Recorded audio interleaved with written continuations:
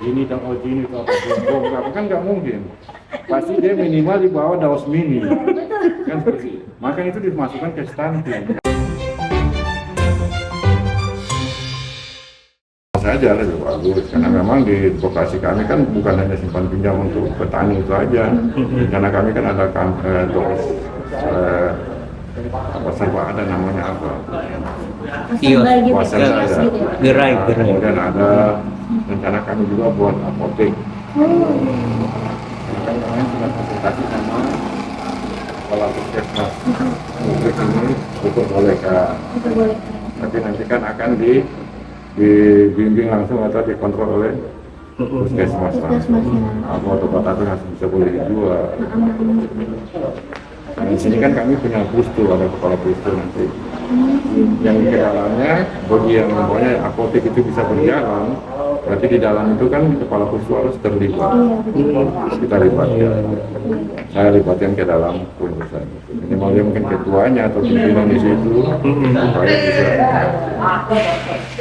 Jadi sejauh ini untuk operasi merah putihnya yang sudah berjalan itu lebih ke operasi simpan pinjam gitu ya Pak? Sementara simpan pinjam dulu. Tapi udah ada rencana nih buat bikin kios serba sama apotek ya? Ya itu sudah masuk dalam apa namanya program kami. Dan juga kemarin sudah sempat kami ketemu sama pihak Pertamina, kita mau ajukan untuk Pertamina Pertanian.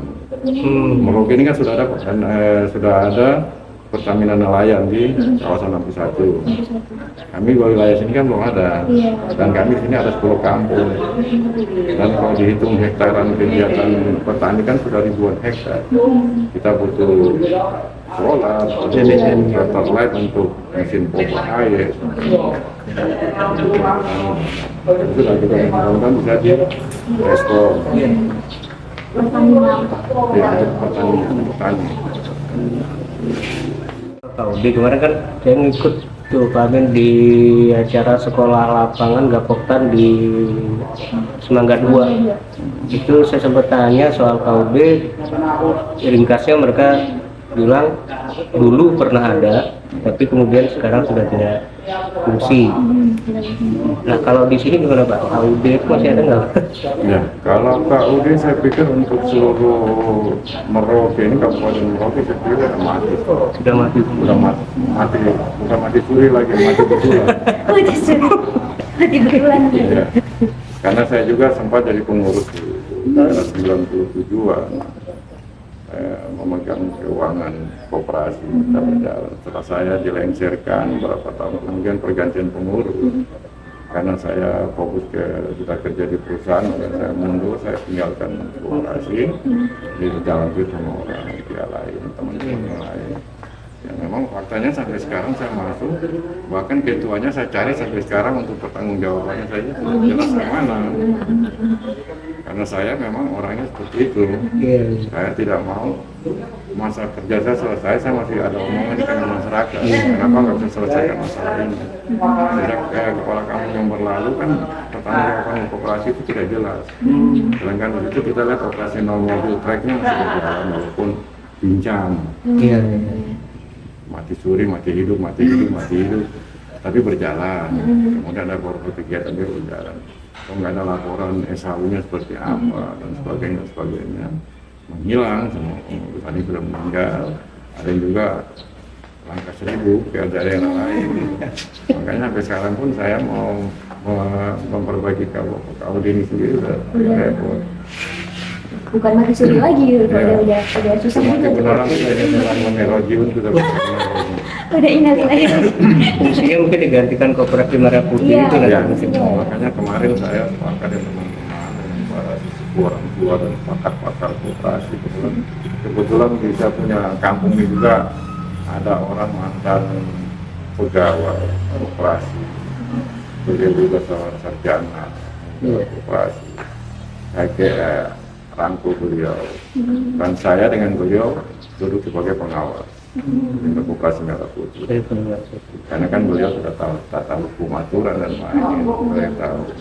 Itulah keunggulan kami di sini. Saya tidak pernah membedakan orang, tidak pernah, tapi orang-orang yang punya potensi saya tahu. Walaupun sudah usia lansia, tapi dia masih punya kemauan, masih punya ini. Ayo. kita bangun kampung. Alhamdulillah mereka siap. Makanya kemarin saya tarik beliau ke pengawas. Pengawas. Sama masalah sosial, umpamanya waktu saya soal pendidikan kah, soal stunting kah, soal apa tuh, kondisi di Semangga Jaya ini seperti apa Pak? Oke, kalau masalah stunting itu saya pikir di sini hampir saya bisa katakan tidak ada satu dua, tapi kan itu yang kemarin sempat saya rapat di dinas bersama teman-teman, itu yang saya agak berdebat, karena kan stunting itu diukur seperti begini, bapaknya kecil, kemudian makanya anak seperti apa di film ini dan ini atau kan nggak mungkin. Pasti dia minimal di bawah daus mini kan seperti itu. Maka itu dimasukkan ke stunting karena kan faktor keturunan juga harus dilihat saya kira. Memang saya berdebat kemarin Pak, terus terang saya yang tidak terima, mungkin dari 100 sampai 79 kampung saya sendiri yang vokal kemarin, karena saya tidak bisa terima karena warga saya disebut stunting, itu di stuntingnya dari sisi mana, kecuali kalau ibunya bobotnya 70 kilo, bapaknya 100 kilo, anaknya lah masih kecil ini, oke lah mungkin bisa masuk. Tapi kalau dari dasar keturunan, mamanya sudah 25 kilo, bapaknya 28 kilo, maka anaknya 100 kilo kan nggak mungkin. Kan begitu. Ya kan Pak, nanti dia kesindir. Iya, saya juga Ini kita bicara fakta. Ya. Tapi alhamdulillah, artinya memang terus terang saya juga punya putri. Putri saya itu yang kedua itu seperti sampai. Betul. Tapi sekarang berat badannya sudah punya anak satu, berat badan sekarang sudah 66. Berarti masih ada harapan. masih ada harapan ya Jangan bicara kita masih gadis begini enggak. Oh, tetap nanti berkembang. Karena itu sampelnya anak saya. Ini juga keturunan sih Pak, karena Iya. kedua orang tua saya juga bukan yang berbeda apa namanya besar gitu ya, emang Sampai kecil. yang lihat saya apa badan besar enggak? Kan dari bujang seperti begini, enggak berubah. Tapi karena mungkin pertumbuhan anak itu beda ya. Anak saya yang seperti sampai yang mungkin gadis nih, masih aktif itu masih dia. Ya pikir apa lulus, berkarya, dapat jodoh, anak satu sekarang malah berat badan. Jadi kuncinya dapat jodoh dulu kali ya Pak ya. Baru bisa berat badannya naik. Badan naik, Masih ada harapan. bukan karena rumah tangga, tidak. Karena kebahagiaan itu sudah muncul. Iya, Karena itu kan dia. kebahagiaan itu belum, Iya, karena masih meniti karir. Ya betul Pak. Masih Betul. pikir saya harus begini, saya harus senangkan orang tua dulu. Betul. Jadi beban itu masih banyak. Iya. Tapi nanti kalau rumah tangga sudah punya penghasilan yang baik, rezeki yang bagus, tenang, bahagia. Badannya mengikuti juga ya Pak ya. Masih ada harapan berarti ya. Baik ya. Kalau tadi Pak yang soal pendidikan atau Kalau pendidikan kenakalan remaja Pak. Nah, pendidikan untuk ini rata-rata saya pikir baik, karena saya di sini ada 2 SD, Impres 1 sama Impres 2. Nah, murid yang terdidik baik, jumlahnya banyak, dan para pengajar pendidiknya juga semua baik, hadir, karena setiap bulan kan mereka langsung ke saya. Jadi mereka tidak tanpa tanda tangan saya, mereka tidak akan cair. Karena kami di sini kan mungkin saya nggak tahu, mungkin ada aturan seperti itu. Ada istilah absensi. Absensinya. Jadi setiap bulan harus datang menghadap saya. Bukan saya sebagai orang pejabat yang di ini tidak, tapi memang sudah birokrasinya seperti itu. Birokrasi dari Dan memang pesan Pak Bupati dulu memang sebelum yang baru ini muncul, yang lama juga berpesan kepada kepala kampung, PNS apapun yang ditugaskan di kampung masing-masing, TNI Polri yang sebagai Babin Kamtipmas maupun Babinsa, kalau memang bekerja tidak baik, tolong dilaporkan, kita pindahkan. Komitmen seperti itu. Makanya kita kalau lihat orang kerja tidak baik, ya jangan salahkan kami, salahkan diri sendiri. Kenapa tidak betul-betul melaksanakan tugas yang sudah dibayar oleh negara? sejauh ini masih kamu ya Pak terkait pendidikan, alat remaja juga tidak terlalu ini gitu. Kemudian di situ kan ada norma, ada keagamaan, ada etik, ada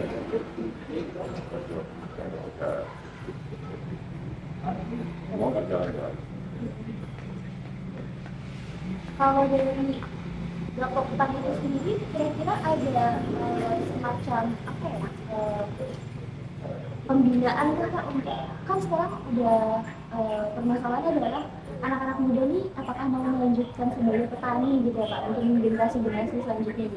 Ada petani milenial gitu. Apakah ada pembinaan terkait petani milenial yang mungkin sudah dikenalkan dengan teknologi gitu Pak? Karena sekarang sudah zaman pertanian dengan teknologi gitu. Dan kan pergantian zaman juga gitu. Kalau dari kampung sini bagaimana Pak? Kalau untuk pembinaan dari Gapoktan kan datangnya Gapoktan. Gapoktan kan sebagai itu, ada Poktan. Masing-masing RT itu ada Poktan. Ya di situ kalau semua kami di sini kan tidak pernah mau viralkan anak-anak.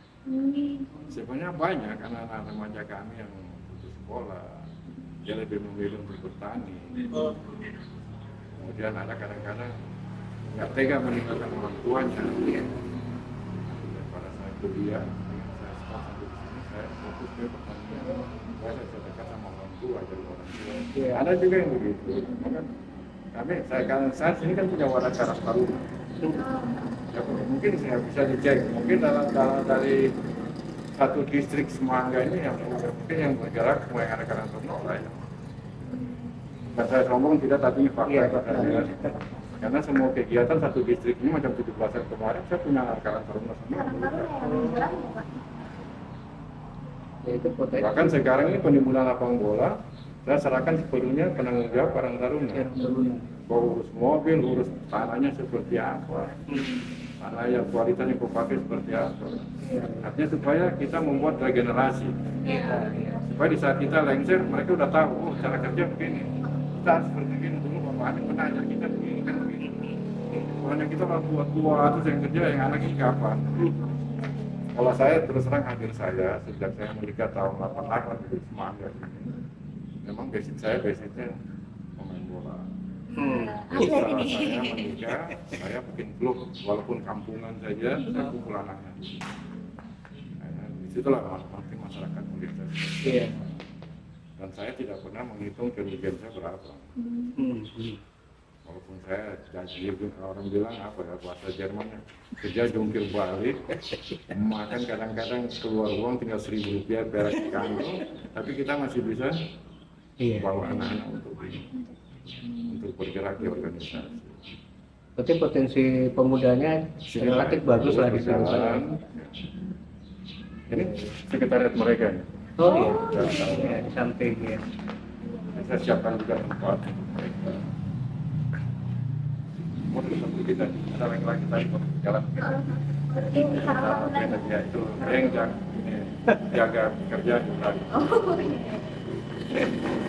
Kalau tadi masih tentang Gapoktan itu sendiri, kalau dari Kalau untuk bantuan untuk pautan saya pikir untuk apa? Bantuan apanya? bantuan dari pemerintah itu bagaimana tuh Pak kalau di sini? Kalau sini berjalan, artinya macam jalan alat-alat Alsinta, karena berjalan baik sesuai dengan program dan ditangani oleh masing-masing Poktan. Gapoktan tugasnya hanya mencari solusi di atas, solusi turun, Poktan ke bawah. Poktan ini kalau dapat londel, Poktan ini kalau dapat papaya. Iya. Tadi dengar ada ini juga ya Pak, lagi pembangunan jalan sawah itu? Ya, itu hanya perapian, pemadatan, misalnya pemadatan. Nah. Karena di sini kan tanah kami tanah labil. Di saat musim hujan tuh dia akan bergerak. Jadi apalagi condet tiap waktu keluar masuk sawah itu kan pasti amblas. Sedangkan kami mau cor itu nggak punya duit sampai itu. Akhirnya lagi dibangun ya Pak sekarang? Iya, kita lagi perbaiki. Bantuan dari pemerintah juga. Iya. Ada kita walaupun seperti apapun, kita tetap membela pihak masyarakat. Yang kita harapkan kan perbaikan jalan usaha tani kan ini untuk mengurangi beban petani. Macam kemarin jalan sampai hancur,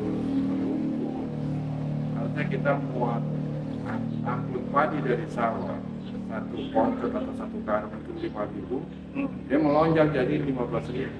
Kan buat petani kita juga. dia belum bayar angkut, belum nanti di musim hujan dia harus pakai mesin pengering di penggilingan open satu sak sudah berapa. Makanya kan kesian petani juga terlupa. Makanya kemarin saya bicara sama PPL orang sama teman-teman yang masuk ke kelompok Kopla atau Bintan sebagainya. Coba dana-dana yang masuk ke Kopla itu kalau bisa disuitkan masuk ke jalan pemadatan atau pengecoran jalan-jalan usaha tani. Jangan lahan terus kita buka, lahan dibuka terus tapi nggak digunakan, nggak efisien berapa saya bilang. Kita kejar kampung sana 100 hektar, tapi nggak digunakan. Tenaganya dari mana? Siapa yang tanam? Oke lah, sekarang kita mengerti Pak Prabowo turunkan sekian ribu personil tentara. Mereka mampu. Nggak mampu, saya bilang, mohon maaf, bukan saya mau menghalangi kegiatan, bukan, tapi coba kita membuat satu yang betul-betul efisien, yang baik, kemudian ada manfaatnya masyarakat. Oke lah, kita 1 juta hektar. Contoh 1 juta hektar kita buka. Kita nggak usah sampai 1 juta hektar dulu. Kita targetkan saja 600. Yang 400 ini untuk perbaikan jalannya, aksesnya, jembatannya. Makan orang harus nyebrang drainase harus berenang. Ini orang mau hasil petani gimana kan? Memang kemarin sempat saya kita bicara sama Pak Ahok susah. Bukan saya bicara bukan kepentingan pribadi saya. Saya berbicara kepentingan masyarakat. Kalau saya bekerja pribadi, menurut saya kalau saya jadi kepala kampung saya rugi. Kemudian saya tetap fokus di perusahaan. Saya di perusahaan setengah gaji saya hilang. Ya mohon maaf, saya sering bicara sama teman-teman. Kalau saya bicara finansial, saya merugi. Saya di perusahaan saya 5,8. Saya di sini cuma 3 juta. Berarti berapa yang hilang? Cuma karena kalian minta saya untuk mengabdi, oke saya Pak. Tapi tolong dari teman-teman, bapak-bapak yang punya kewenangan di atas, lihat dulu kami di bawah keluhan. Bukan dilihat keluhan itu dari belakang meja kursi. Turun ke lapangan sama-sama kami. Berarti masalah pengerasan jalan atau mungkin pengecoran jalan yang masuk ke area tani itu penting sekali Pak ya? Iya itu penting, itu salam saya kepada Menteri Pertanian maupun Menteri ini yang menyangkut itu. Iya, sebetulnya saya itu jadi masukan ya. Jangan mereka ketemu pejabat. Kalau datang ke Merauke ketemu orang kita seperti kita begini. Iya. Iya. Nanti kalau Bapak Dede atau Ibu maupun Mas Jair kasih nomor saya, nama saya siap bantu mereka. Siap. Karena saya itu bergerak bukan karena apa. Saya yang membutuhkan di suatu waktu saya meninggal besok, umur saya terpotong. Orang melihat kita berbuat baik kan karena kita juga bisa terbawa. Tapi bagus idenya Pak, karena kan mungkin kalau dari kita yang lihat dari atas ya istilah top down itu kan mungkin persoalan seperti itu nggak kelihatan. Bagi mereka kan ya sawah sudah ada kok, balat sudah kita kasih bantu. Tapi ternyata yang jadi kendalanya justru aksesnya untuk bawa padinya, petaninya juga jadi itu kan lebih konkret, maksudnya itu memang dialami kan begitu. Terutama kemarin juga Bapak ini juga mengatakan hal yang sama, menitipkan pesan yang sama. Cuman ini tadi Pak Amin lebih jelas ya, persoalannya. Jadi itu memang dia kebutuhan untuk akses itu sangat penting ketika dia nanti harus keluar masuk. Terutama kan yang masuk itu juga alat berat. Betul. Alat pertanian ini kan juga semuanya ringan, traktor kecil atau banyak yang besar itu rusak. Begitu rusak kan itu kendala, langsung jadi kendala. Karena begini Pak Ade, permasalahan saya di sini kan kita nggak bisa melarang orang yang punya alat sonder macam program A, program B, bahkan swasta. Kamu nggak boleh masuk sawah, jalan susah. Kan nggak mungkin, karena petani butuh. Iya benar. Kan nggak boleh masuk terus petani mau jadi apa? Kan seperti itu. Saya mau tidak mau kita ikhlas. Tapi caranya bagaimana di musim begini kita bisa rapikan kembali. Maka saya mutar otak ini bagaimana saya bisa dapat petani kecil. Kemudian saya pergi cari kontraktor yang baik hati sama saya. Pak, tolong saya nggak punya uang, saya adanya sekian. Saya berikan solar aja lah, tolong perbaiki jalan saya. Saya terus terang Pak, saya pikir seperti itu. Kalau nggak percaya tanya staf saya. Iya, itu makanya itu. Kemarin tuan rumah kita Bapak Pak ini tuh sudah cerita itu, cuman pasti ringkas ya. Soalnya nggak jelas nih problemnya memang problem gitu. Karena kita macam pakai grader, pakai dinapek untuk padatkan. Kalau kita hitung per hari itu sekian. Saya punya uang hanya 15 juta ini kalau pakai 3 hari orang nggak mau. 1 hari 8 juta dikalikan 1 alat. Kalau 2 alat 1 hari Sudah 16. Iya, sudah habis Kalau kita pakai 3 hari, 16 kali 3. duit gua cuma 15 juta. Tapi cara bagaimana kita lobby ke teman-teman, karena dulu saya pernah kerja di perusahaan besar, mereka kenal saya. Dan saya juga sering bantu-bantu mereka di pihak-pihak lain. Ya, di saat saya sekarang susah, saya datang ke mereka, tolong guys, saya bisa bantu, tenang aja, kita bantu. Ya, alhamdulillah, berarti Allah masih membuka jalan baik untuk saya dan masyarakat saya. Itu mungkin juga buah hasil dari Iya. apa karyawan Bapak dulu ya sebelum menjabat di sini tuh jadi koneksi gitu ya Pak ya yang mempermudah Bapak selama di sini. Terus selain dari pembangunan jalan kami itu juga ada apa sepak bola itu ya Pak? Sepak bola Ya, apa? penimbunan Penimbunan lapangan bola. sepak Karena itu masa tinggi kan. Karena selama musim hujan tahun ini kemarin saya vakum anaknya. Kita nggak bisa olahraga karena air kan. airnya. Kan saluran air pembuangan juga tidak bagus, lapangannya juga dalam keadaan yang posisi rendah. Jadi di sini sepak bolanya ini ya Pak ya apa cukup banyak yang minat ya Pak di sini Ya. remajanya. Karena saya tuh berharap anak-anak setiap pulang sekolah dia istirahat, minimal dia setelah istirahat dia tidak pegang HP, Iya. jangan olahraga. Jadi nanti kan yang punya bakat bisa terlihat. Oh bakatmu bulu tangkis, bakatmu sepak bola. Masih Alhamdulillah di sini kebetulan orang tua mereka mendukung. masih rutin beli ya Pak itu. Ya, ini rutin. Ini sekarang kalau memang kita nggak, karena beberapa waktu kita lapangan belum siap, mereka kadang-kadang main ke lapangan di kota, di Katabakan, atau mereka main di lapangan Kompi, di sana.